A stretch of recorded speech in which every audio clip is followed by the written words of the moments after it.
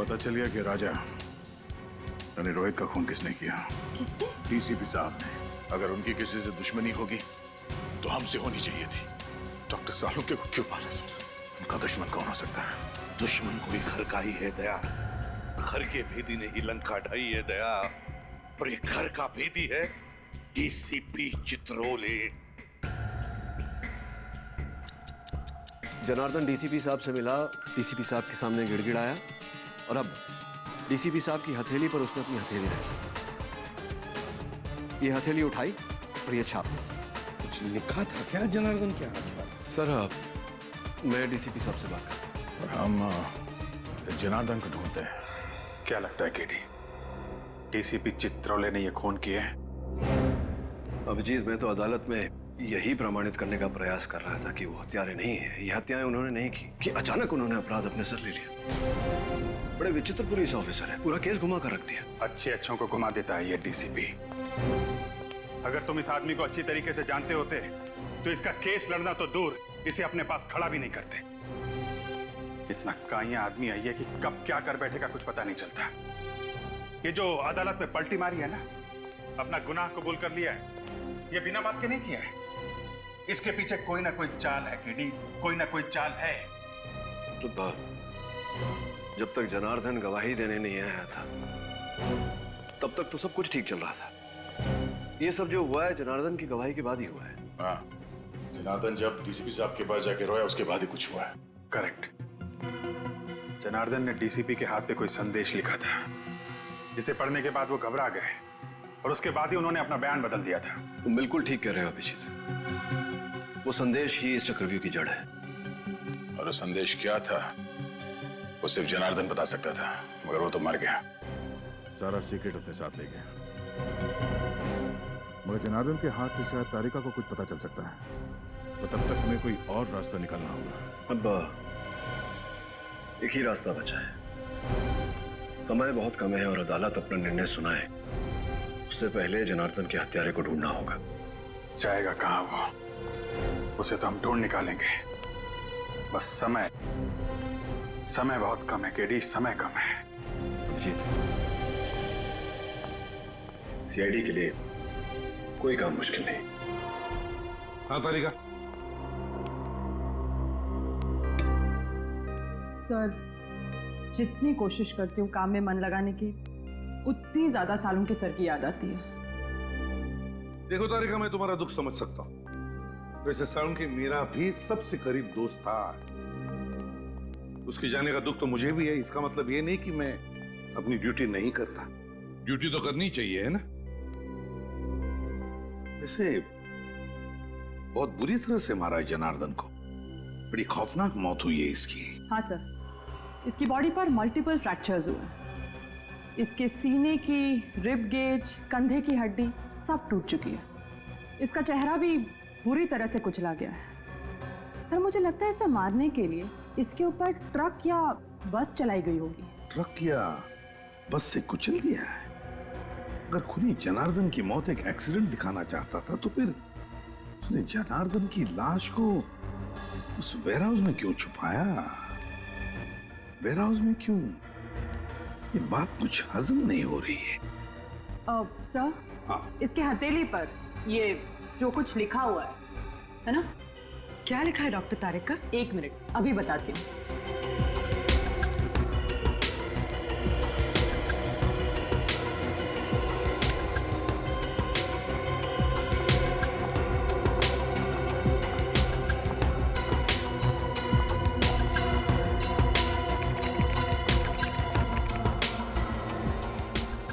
अपराधी बनोगे या खूनी, जुर्म मान लो वरना शहर में 4 बॉम्ब फटेंगे।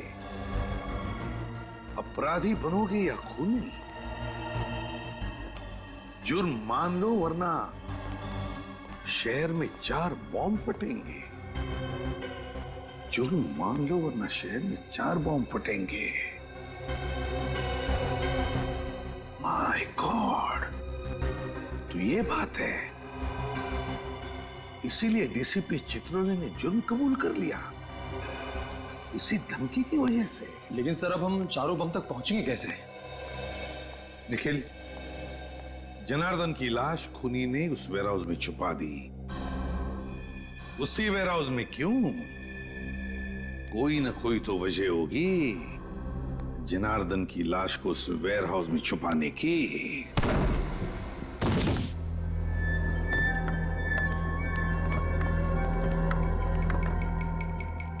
कमाल है, गोडाउन में सामान भरा पड़ा है मगर ना कोई चौकीदार ना कोई सुपरवाइजर। किसी ना किसी को तो होना चाहिए था यहाँ पे। सर जब जनार्दन की लाश यहाँ से मिली थी तब भी यहाँ कोई नहीं था। सचिन एक काम करो, बगल में जो गोडाउन है वहां के चौकीदार को लेके वहां पे। कोई ना कोई वजह जरूर होगी जो उन अपराधियों ने जनार्दन की लाश को यहाँ पे लेकर आया।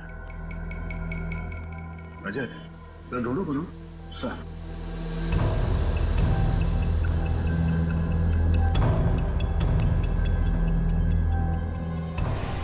सर हाँ रजत सर ये देखिए सर जरूर यहाँ पर कुछ डब्बे रखे हुए थे जो हाल ही में यहाँ से शिफ्ट किए गए। क्या होगा उन डिब्बों में? ये चेक करो।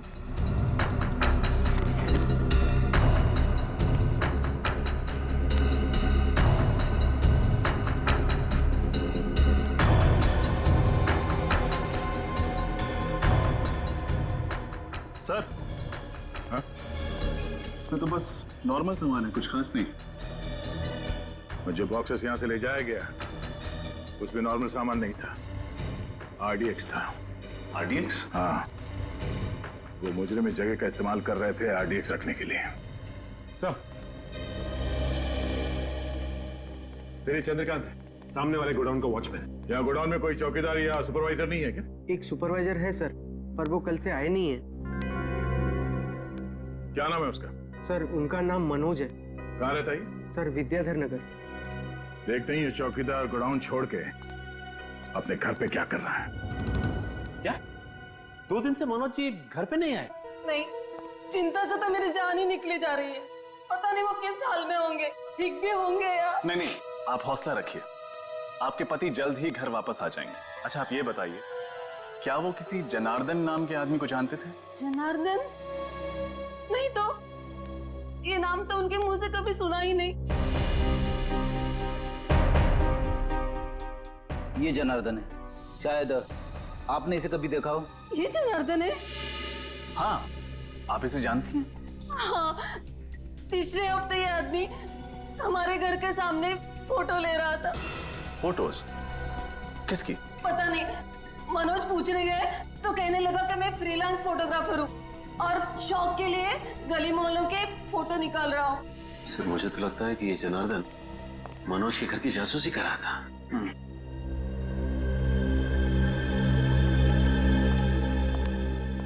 ये आदमी कौन है? यही तो मेरे पति है, मनोज। ये मनोज है? हाँ, लेकिन आप ऐसा क्यों पूछ रहे हैं? आपने इन्हें कहीं देखा है क्या? शायद। इनकी कोई मेडिकल रिपोर्ट्स हैं आपके पास? जी, अभी लाती हूँ।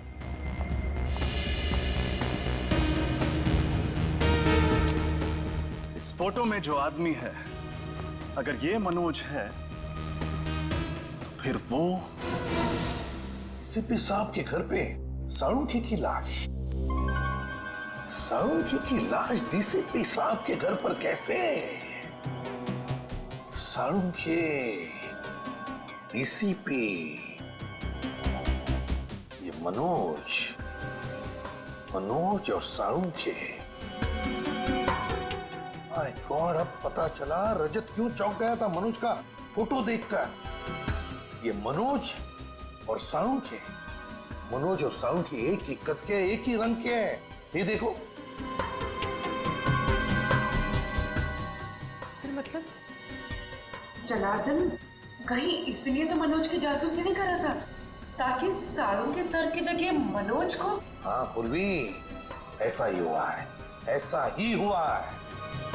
किडनैपर्स ने सिर्फ मनोज का इस्तेमाल नहीं किया, बल्कि उसे किडनैप करने के बाद उसके वेयरहाउस में आरडीएक्स रखना शुरू कर दिया। आरडीएक्स रखना तो कहीं ऐसा तो नहीं कि मनोज को किडनैप करने के बाद उसका खात्मा कर दिया, मनोज को मार दिया। तो फिर अगर मनोज को मार दिया तो क्या साळुंखे जिंदा है? हाँ, जरूर साळुंखे अभी भी जिंदा है। और सब इसका डीएनए, उंगलियों के निशान सब डॉक्टर साळुंखे से मैच करते हैं।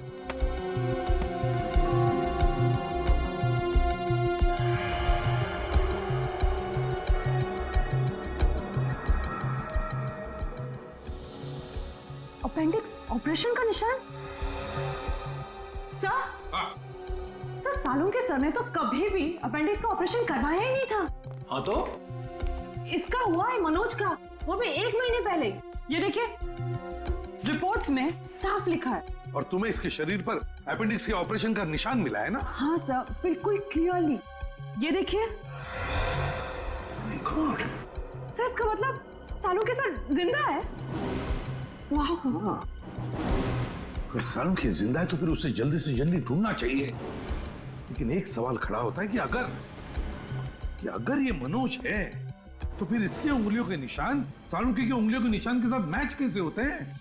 ये तो मेरी भी समझ में नहीं आ रहा है सर। तरीका एक बात बताओ, पिछले कुछ दिनों में तुम दोनों के अलावा, मेरा मतलब है तुम और साळुंखे के अलावा, लैब में और भी कोई आया था? याद करो। हाँ सर, रोहन, वो lab attendant. I am sure उसी ने साळुंखे सर की डिटेल्स के साथ छेड़छाड़ की होगी। Rohan lab attendant? तो फिर इस रोहन को उठाओ और साळुंखे कहाँ है ये डीसीपी चित्रोले के घर से पता चलेगा।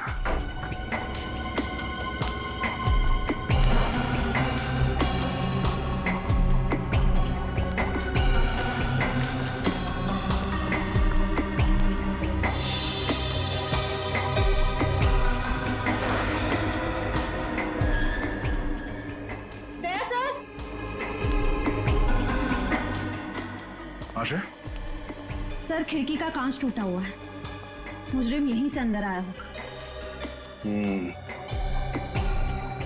अगर खूनी कांच तोड़ के अंदर आया है तो अलार्म सिस्टम क्यों नहीं बजा? उसने भी जब हम दरवाजा तोड़ के अंदर आए तो कोई अलार्म सिस्टम नहीं बजा।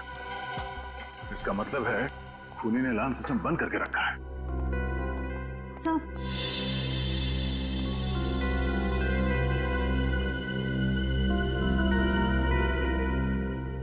अलार्म बंद है। लेकिन सर जब मुजरिम ने खिड़की तोड़ी तब तो अलार्म बजा होगा ना, तो क्या उसने अंदर आकर ये अलार्म बंद किया? एक बार अलार्म सिस्टम बज जाए तो उसे बंद करने के लिए इसमें पासवर्ड डालना पड़ता है। लेकिन सर ये पासवर्ड तो सिर्फ डीसीपी सर जानते होंगे, तो फिर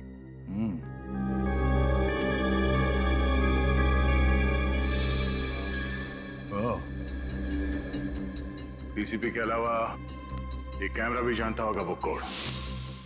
इस कैमरे के जरिए खूनी को वो पासवर्ड के बारे में पता चल गया जब डीसीपी साहब ने वो पासवर्ड इस अलार्म में डाला। लेकिन सर इस कैमरा की फुटेज उस मुजरिम तक कैसे पहुंची होगी? सर हो सकता है उस मुजरिम ने यहाँ कहीं आसपास ट्रांसमीटर छुपा रखा हो। हाँ, ट्रांसमीटर होना चाहिए आसपास। तो खिड़कियों के आसपास देखो। Yes sir.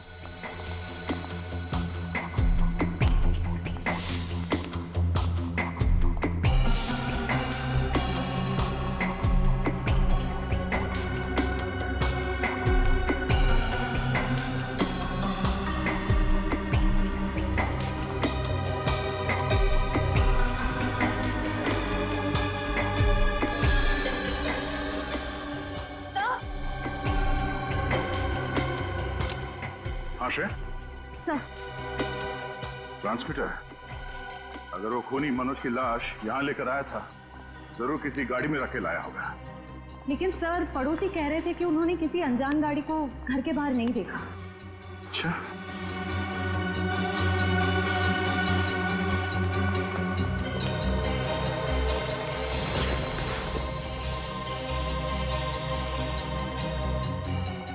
इस न्यूज़पेपर वाले ने जरूर कुछ देखा होगा।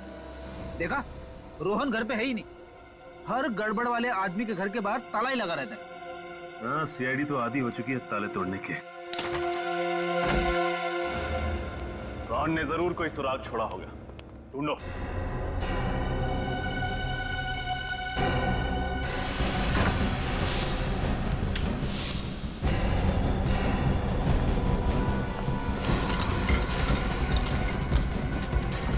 सचिन, फ्रेडे!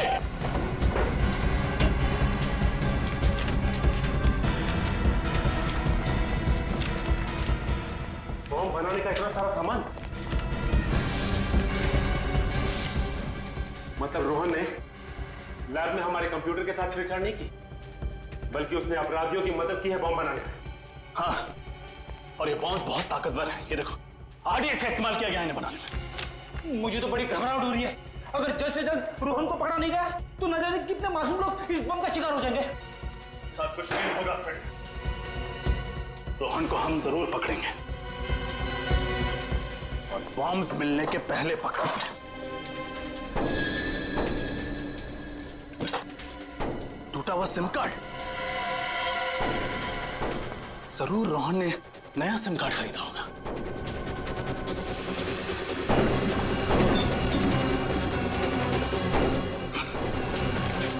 दुकान की पर्ची, इसका मतलब है रोहन ने जरूर नया नंबर इसी दुकान से खरीदा होगा।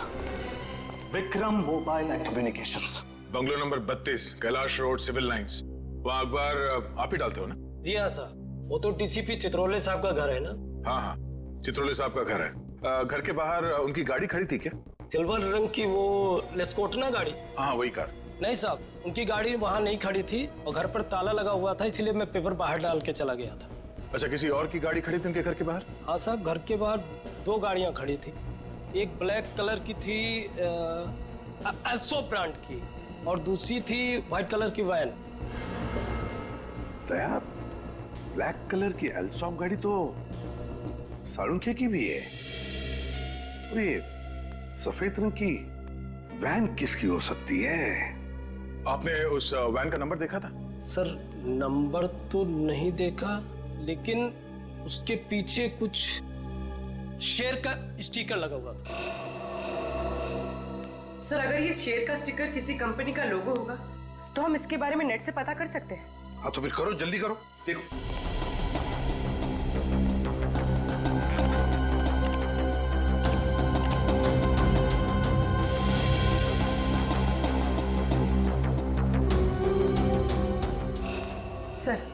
सर ये है सारे लोगो।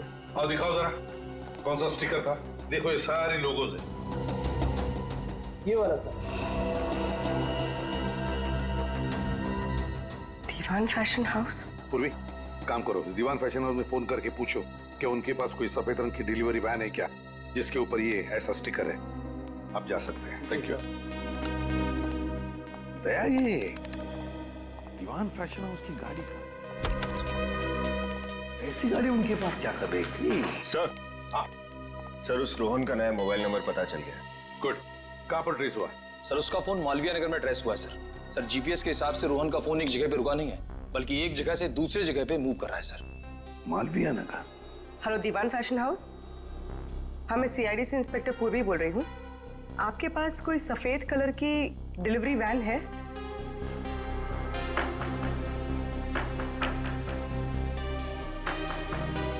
Thank you sir, Diwan fashion house की एक सफेद कलर की वैन चोरी हुई है और उस वैन का नंबर है ABZ 4717AZ। ओह, दया कंट्रोल रूम को फोन करो, उनसे कहो कि अगर ऐसे सफेद रंग की कोई डिलीवरी वैन दिखे तो हमें तुरंत इन्फॉर्म करें। Yes sir. और फिर ये रोहन, इस रोहन का तो जल्दी से जल्दी पता लगाना पड़ेगा। शायद ये सारे बॉम्ब्स उसी के पास है।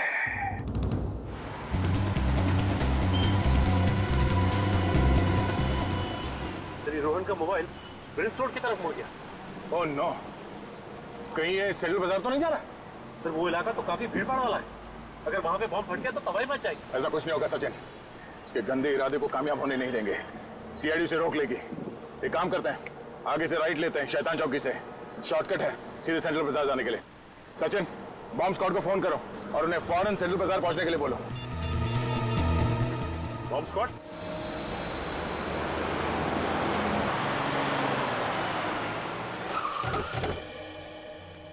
सिग्नल यहीं से आ रहा है। हाँ सर, सिग्नल तो यही बता रहा है सर। कहाँ पर? यहाँ से सामने।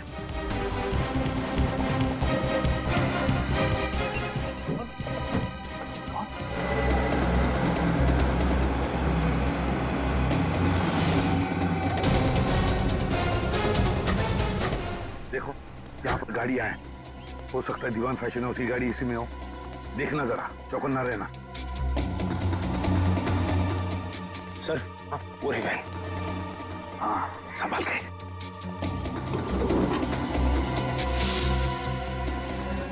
गाड़ी को अंदर से अच्छी तरह से चेक करो, देखो कोई ना कोई सुराग जरूर मिलेगा।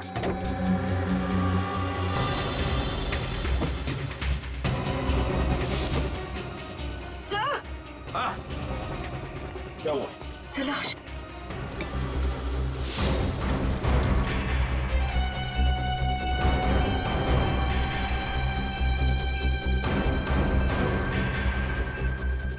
गाड़ी के नीचे भी नहीं, गाड़ी के अंदर भी नहीं है, तो फिर कहाँ है? सिग्नल तो आ रहा है, सिग्नल बढ़ते ही आ रहा है। इनके आसपास से आवाज आ रही।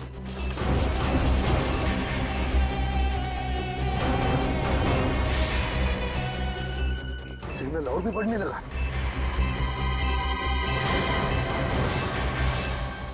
ये बैग इनके घोड़े से।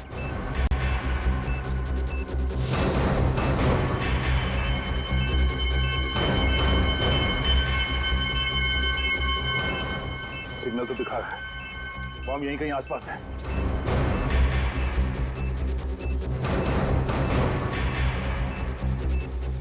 बॉम्ब इसी बैग में है। लोगों को हटाओ यहाँ से, खाली करो जगह को। सब लोग पीछे। भाई साहब, इधर सीआईडी इन्वेस्टिगेशन चल रहा है, आपकी जान को खतरा है। चलिए बाहर प्लीज। एक्सक्यूज मी, आप लोग भी चलिए प्लीज, आपकी जान को खतरा है। चलिए प्लीज प्लीज जाइए। ये बॉम्ब है इसी में। ब्रीफ केस आपकी है? No sir. आप तुमने में से किसी की है? नहीं सर, काफी देर से यहाँ पे पड़ा है। आप में से किसी की ब्रीफ केस है या किसी ने छोड़ी है इधर? ठीक है, सबको पीछे कर दो। आइए आप लोग प्लीज जल्दी आइए। प्लीज दूर हो जाइए जल्दी। रुक इधर। स्कूटर यहाँ पे किसने पार्क किया? ये सब सुबह से यहाँ खड़ा है, मुझे नहीं पता किसका है। स्कूटर सुबह से ऐसे ही खड़ा है यहाँ पे? हाँ साहब, सुबह से खड़ा है यहाँ पे। तुमने देखा ना किसने पार्क किया स्कूटर? साहब मैं अपने काम में बिजी था, मुझे ध्यान नहीं रहा। चलो भागो यहाँ से।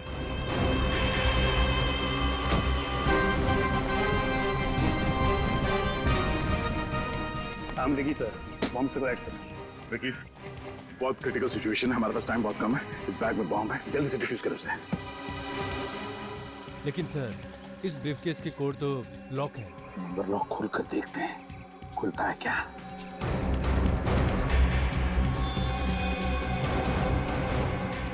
समझ में नहीं आता ये क्या नंबर है। काम करो, बॉम्ब स्क्वाड को फोन करो, बोलो जल्दी आ जाए वो लोग।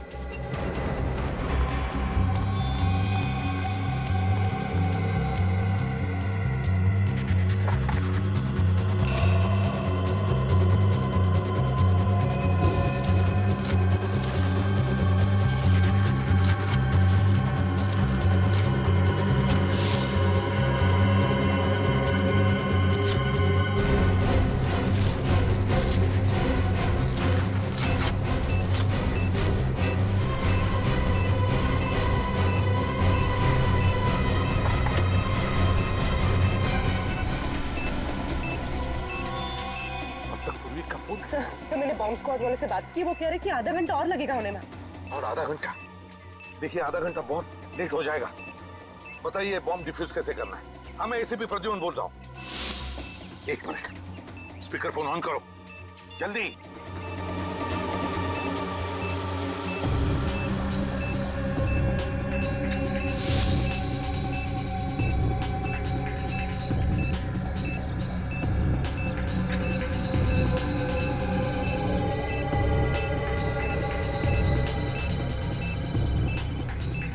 ये तो रोहन का फोन बज रहा है,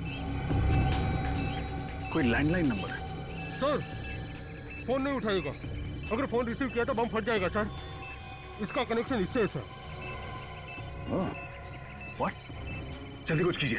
अब बॉम्ब पे टाइमर लगा हुआ है, टाइमर बंद है, घड़ी बंद है। वो है उसमें दूसरा तार लगा हुआ है, पीले रंग की, लाल रंग की और नीले रंग की वायर्स हैं। एक काम करिए, पहले आप पीला वाला वायर काटिए। पीला वाला।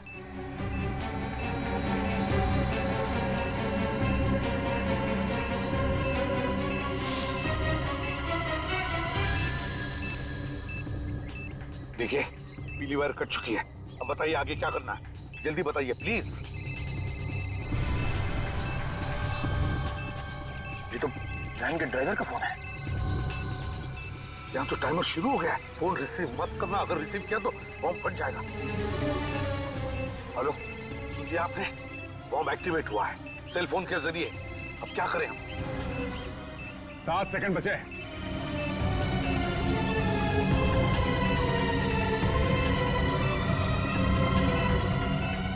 जल्दी करो विकी, सिर्फ 3 सेकंड बचा है विकी, जल्दी करो।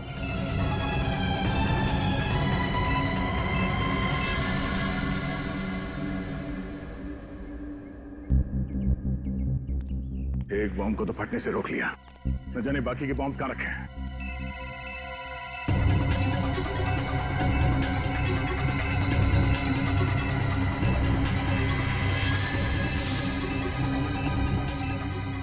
हेलो, लाल वाला काट दिया। अब देखो सिर्फ 30 सेकंड बचे, जल्दी बताइए क्या करना है। आप लोग भाग जाइए वहां से, हट जाइए पीछे। My God! वाला है। चलो जल्दी।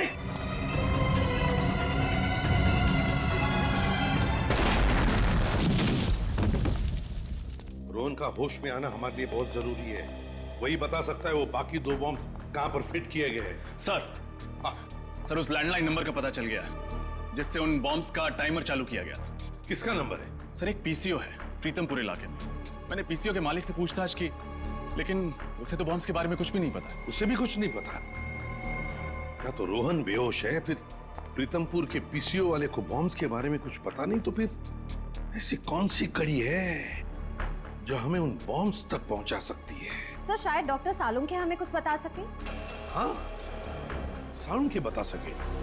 अगर हम सालुंखे तक पहुंच गए ना, तो सालुंखे हमें जरूर उन 2 बॉम्ब्स के बारे में बता सकेगा।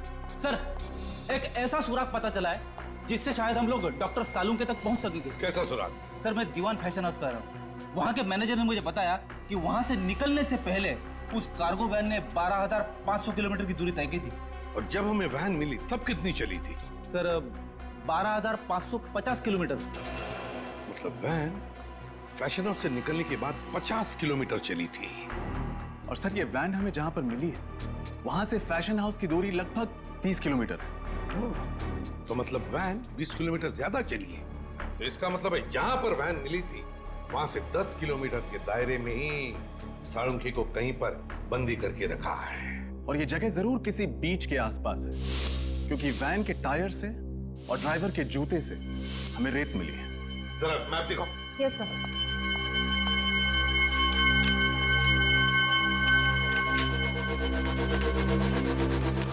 दीवान फैशन हाउस कहां पर है? ये रहा दीवान फैशन हाउस, और हमें वैन मिली थी उनकी यहां पर। अब यहां से 10 किलोमीटर के दायरे में बीच है ये प्रिस्टीन बीच। बस प्रिस्टीन बीच के आसपास जितने भी घर, जितनी भी बिल्डिंग्स हैं, सब चेक करो। सालुंखे को वहीं पर कहीं बंदी करके रखा होगा। हाँ डॉक्टर साहब, रोहन को होश आ गया? Wonderful news. डॉक्टर साहब तबीयत कैसी है इसकी?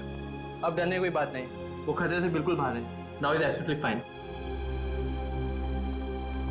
तुम्हारे बॉम्ब्स लगाने की वजह से पूरे 40 लोगों की जानें चली गई।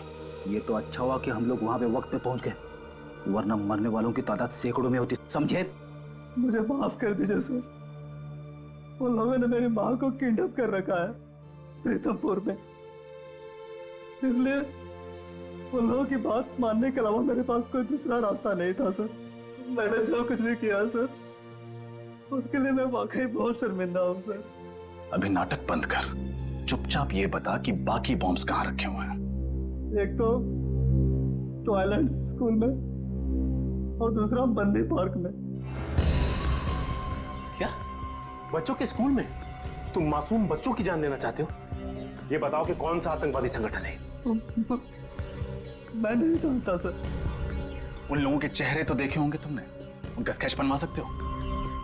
नहीं सर, उन लोगों ने मास्क पहना हुआ था सर, और और काम होने के बाद मुझे गोली मारने से। चलो बॉम्ब को फटने से रोकना। सर सर, उन लोगों ने डॉक्टर सालुंके को भी किडनैप कर रखा है। क्या? सालुंके साहब को? सालुंके साहब को कहाँ रखा गया? तुम्हें मालूम है? नहीं सर, पर वो लोग इतना कह रहे थे कि जब तक उन्हें वो चीज मिल नहीं जाती तब तक वो सालुंके को मार भी नहीं सकते। चलो एक तो अच्छी खबर दी तुमने, इसका मतलब डॉक्टर सालुंके जिंदा है।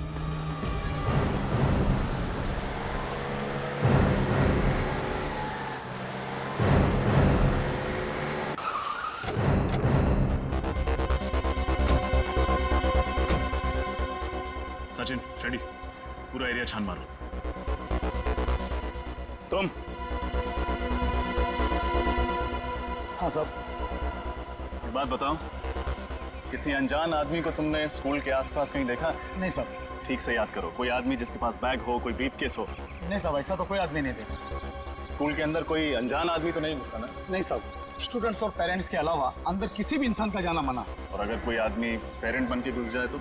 सर, पेरेंट्स के स्पेशल आई कार्ड होते हैं, हम उसे देख के अंदर छोड़ो। हाँ ठीक है। ये स्कूटर किसका है? नहीं पता साहब। पागल हो क्या? पूछ रहा हूं मैं इतनी देर से।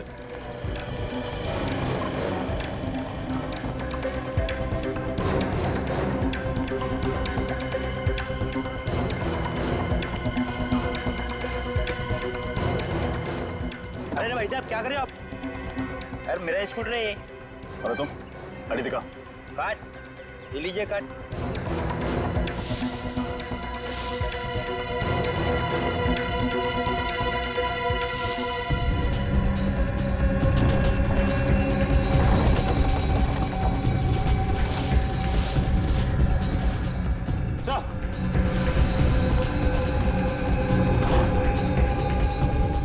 ब्रीफकेस? बिल्कुल ऐसा ही ब्रीफकेस तो MI रोड पर था। फ्रेडी, बॉम्ब स्क्वाड को फोन लगा।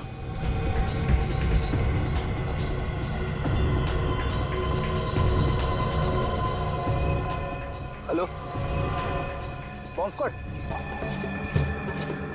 हाँ सर, बॉम्ब डिफ्यूज हो गया है सर। Thank God. हाँ सर, हम लोग पार्क पे पहुंच गए हैं sir. Okay sir. Sachin, Rajat, park खाली करो जल्दी। बॉम्ब ढूंढो। चलिए आप लोग यहाँ से बाहर जाइए। पार्क से बाहर जाइए जल्दी। हटिए आप लोग भी प्लीज। CID इन्वेस्टिगेशन चल रही है, प्लीज जगह खाली कीजिए। खाली कीजिए, खाली कीजिए, पार्क खाली कीजिए जल्दी जल्दी प्लीज।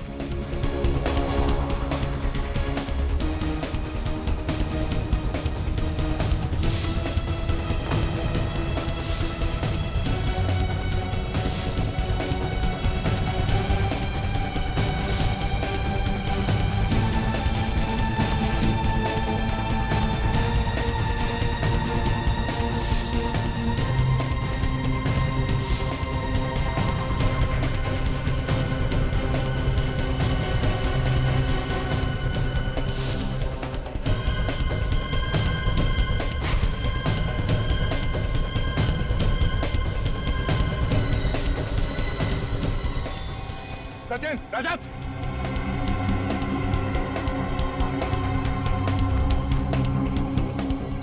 ब्रीफकेस, शायद इसी में बॉम्ब है।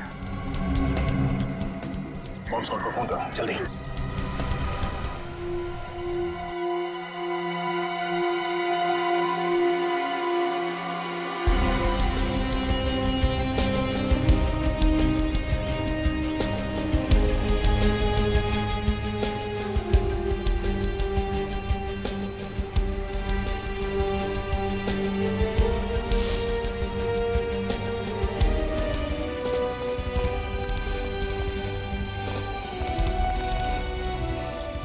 ये आखिरी बंगलो बचा हुआ है। टायर मार्क्स देखा था?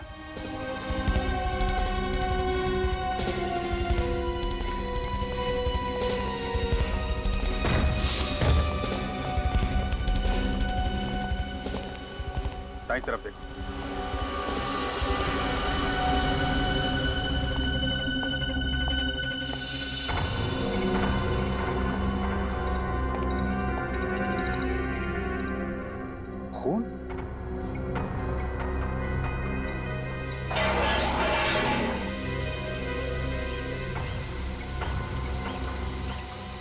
Salunke sir? Sir! Sir!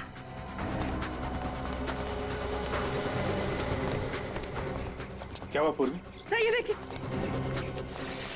Oh my God, doctor साहब, डॉक्टर साहब।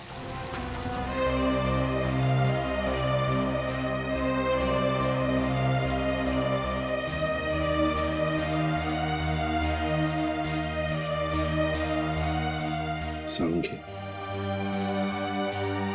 सालुंके, अबे तू तो जिंदा है? कहा था ना मैंने, इतनी जल्दी शहीद नहीं होने दूंगा मैं तुझे। बचा लिया, समझे? बचा लिया। अबे हंसता क्या है? बोल सकता है क्या? चल कोई बात नहीं, लिख के बता क्या क्या जानता है उस मुजरिम के बारे में।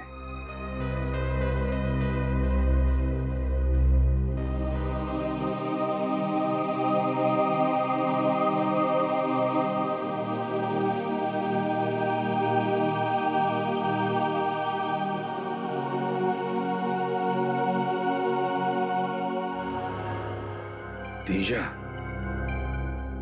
तीजा डीसीपी सर का पुराना दुश्मन। रजत, इस तीजा की कुंडली निकालो।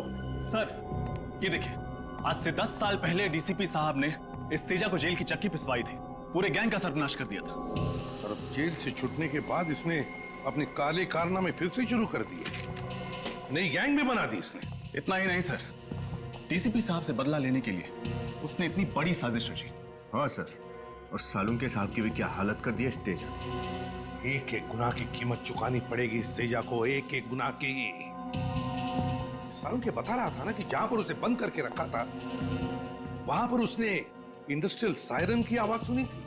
हाँ सर, उन्होंने ये भी बताया था कि डीसीपी साहब के घर से वहां तक पहुंचने में तकरीबन आधा घंटा लगता है। एक मिनट, डीसीपी साहब के घर से आधे घंटे की दूरी पर तो सिर्फ एक ही इंडस्ट्रियल एरिया है, Narayani industrial area. Narayani industrial area. तो फिर इस तेजा के गुनाहों का महल इस नारायणी इंडस्ट्रियल एरिया में ही है।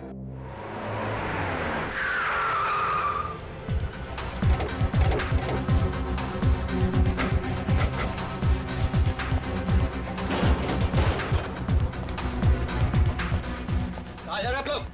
थाने के अंदर जा रहे हैं। अंदर जाने अलाउड नहीं है।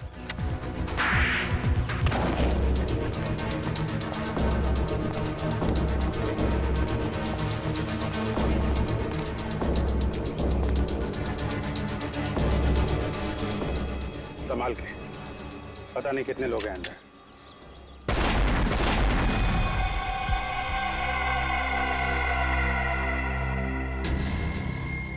माय गॉड, माइंस बिछा रखे हैं यहाँ पे। तो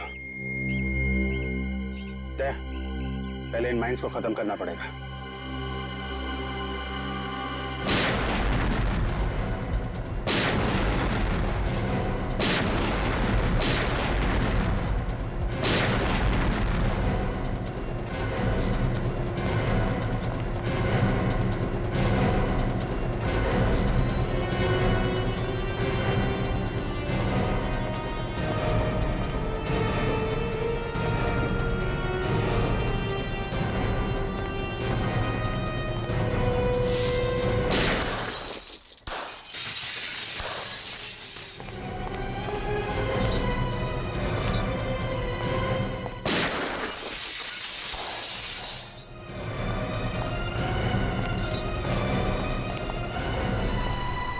शेर की गुफा में तुम्हारा स्वागत है।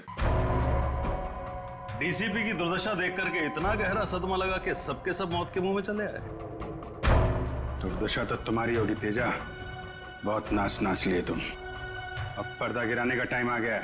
अच्छा, सबकी गन नीचे, जल्दी नीचे रखो, नीचे रखो वरना खोपड़ी उड़ा दूंगा इसकी। नीचे। देखते जा, अभिजीत को कुछ नहीं होना चाहिए, वरना तेरी जिंदगी को मैं एक भयानक सपना बना दूंगा। गन नीचे रखो, जल्दी। अभिजीत को कुछ नहीं होना चाहिए। बहुत याराना लगता है। अभिजीत, दया दया अभिजीत, हैं? तुम्हारी दोस्ती के काफी किस्से सुने हैं तेजा ने, मगर आज दोस्त को अलविदा कहने का वक्त आ गया, क्योंकि अभिजीत तो अब गया। अभिजीत को छोड़ दे, वरना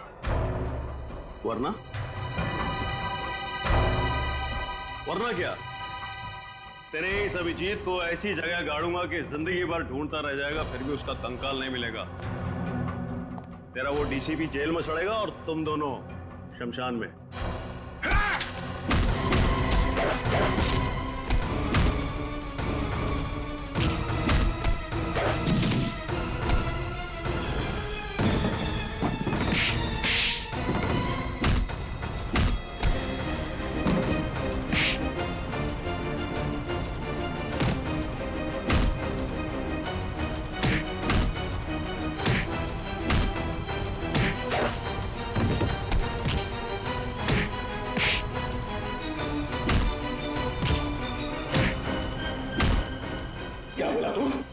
अभिजीत का कंकाल बनाएगा तू? हलवा है क्या? छोड़ दो मुझे, जाने दे।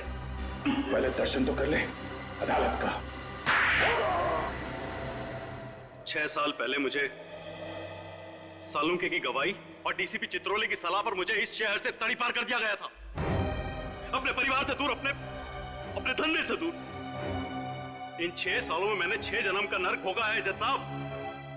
तब मैंने इरादा किया कि जिस दिन भी मैं मुंबई लौटूंगा, सालुंके और डीसीपी चित्रोले से अपने 6 साल का बदला 6 गुना ज्यादा लूंगा, बहुत से भी बदतर सजा दूंगा इनको। तब मैंने ये प्लान रचा। रोहित का खून इस तरीके से किया कि देखने वालों को लगे कि उसकी मौत डीसीपी के हाथों हुई है।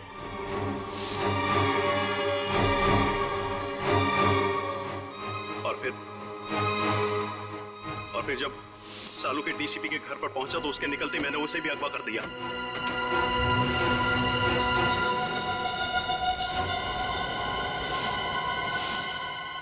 और फिर सालू के कपड़े एक लाश को पहनाकर अपने आदमियों के द्वारा डीसीपी के कमरे में छुपा दिया।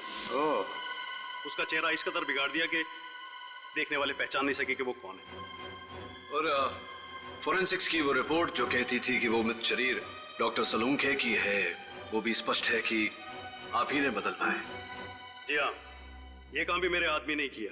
कंप्यूटर टेक्नीशियन के भेस में जाकर बड़ी चालाकी से उसने सालुंके के डेंटल, डीएनए और ब्लड रिकॉर्ड्स उस लाश के रिकॉर्ड्स के साथ में बदल दिए। राइट। और छोटू चाय वाला और ड्राइवर जनार्दन, ये भी आप ही के आदमी थे? जी हाँ, वो सब भी मेरे आदमी थे। मैं डीसीपी चित्रोले की बाकी की जिंदगी सलाखों के पीछे देखना चाहता था और सालुंके को अपने पास में कैद रख करके घुट-घुट करके मौत देना चाहता था, लेकिन तुमने और सीआईडी ने मिलकर के सब बर्बाद कर दिया। Sorry about that. One who lives by the gun dies by the gun. Teja, जो व्यक्ति बर्बादी को पालता है उसका अंत भी बर्बादी ही होती है। The defense finally rests your hand. ये अदालत मुजरिम तेजा को अंडरकवर ऑफिसर रोहित और ड्राइवर जनार्दन के कत्ल के जुर्म में दोषी पाते हुए दफा 302 के तहत उम्र कैद की सजा सुनाती है और डीसीपी चित्रोले को इस केस से बाइज्जत बरी करती है। The case is closed.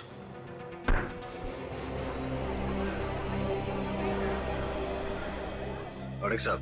जी जसवाल साहब। अक्सर जब मैं हारता हूं तो नाराज होता हूं, लेकिन आज खुश हूं। देश को बचाया आपने।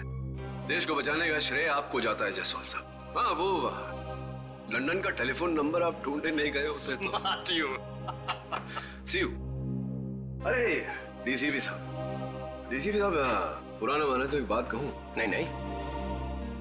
पता चला है सीआईडी से कि आप बड़े ही नटखट हैं, हमेशा सीआईडी में कुछ न कुछ करते रहते हैं। डीसीपी साहब, अब तो सुधर जाइए। केडी, तुम हो ना, अगर कुछ करूंगा भी तो बचा लेना। तो कर लो बात। मुझे तो लगा था सर इस बार डीसीपी चित्रोले भाई टाटा हो गया। अरे बड़ी अजीब गजब की किस्मत है उनकी, हर बार बच निकालते हैं। मैंने तो सबूत भी ढूंढ लिया था उनके खिलाफ, लाश पर से वो बाल। हाँ, वो सफेद बाल जो आजकल काला है, काला। अरे सर वो फेमस डीसीपी चित्रोले बाल। मैं तो कहता हूँ उस बाल की वजह से डीसीपी साहब कम से कम 10 साल के लिए अंदर चले जाते। 10 साल के बगैर उस बाल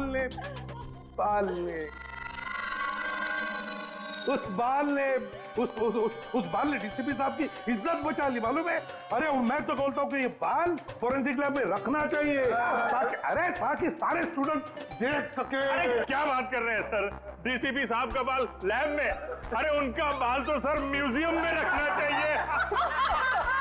अरे अभिजीत, मैं ये कह रहा हूँ कि देखो, अगर वो बाल म्यूजियम में रखोगे तो सारे स्टूडेंट्स को याद दिलाता रहेगा कि डिटेक्शन कैसे किया जाता है। डिटेक्शन कैसे किया जाता है? डीसीपी साहब ने डिटेक्शन कैसे किया? तो कैसी बातें कर रहे हैं सर, डीसीपी और डिटेक्शन? सर उनके नाक के नीचे हाथ नहीं बन जाएगा ना तो भी उन्हें पता नहीं चलेगा। ऐसा ये निखिल बता रहा था सर, मैंने सिर्फ बोला कि ऐसी बातें मुंह से निकालने से पहले 10 बार सोच लिया कर, मगर सर कुछ नहीं दिखता। अरे ये बात निकल गया, ये रजत भी बोलेगा, हाथी नहीं दिखता उनको। हाँ सर, ये मैंने भी सुना है कि डीसीपी चित्रोले हाथी देख ले तो हाथी खुद बोलेगा कि डीसीपी चित्रोले से बढ़िया इन्वेस्टिगेटर कोई है ही नहीं। अरे यार ये क्या बात करने लगा यार अभिजीत। ये गलत है, हाथी घोड़ा सब गलत है। अरे क्या इसमें क्या गलत है यार? अभिजीत जो बात गलत है वो गलत है। अरे क्या गलत है?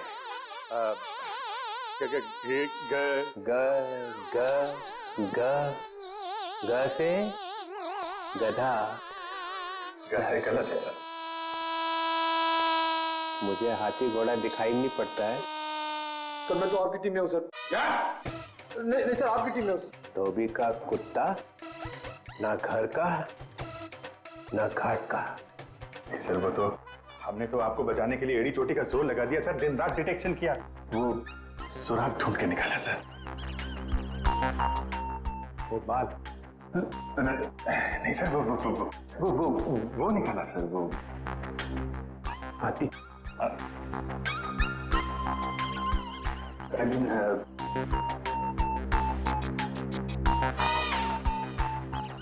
सर मेरा बाल म्यूजियम में जाएगा। हाँ सर, यस सर, म्यूजियम में पढ़ाने के लिए, देश की सेवा में। देश की सेवा? मेरे बाल से देश की सेवा होगी। हाँ sir, of course. You know, officers आएंगे, उस बाल को देखेंगे, डिटेक्शन सीखेंगे। यू नो, डिटेक्शन आपके बाल से। मेरे बाल से डिटेक्शन सीखेंगे? हाँ, डिटेक्शन सीखेंगे मेरे बाल से। देखो तुम लोग आगे आगे क्या होता है।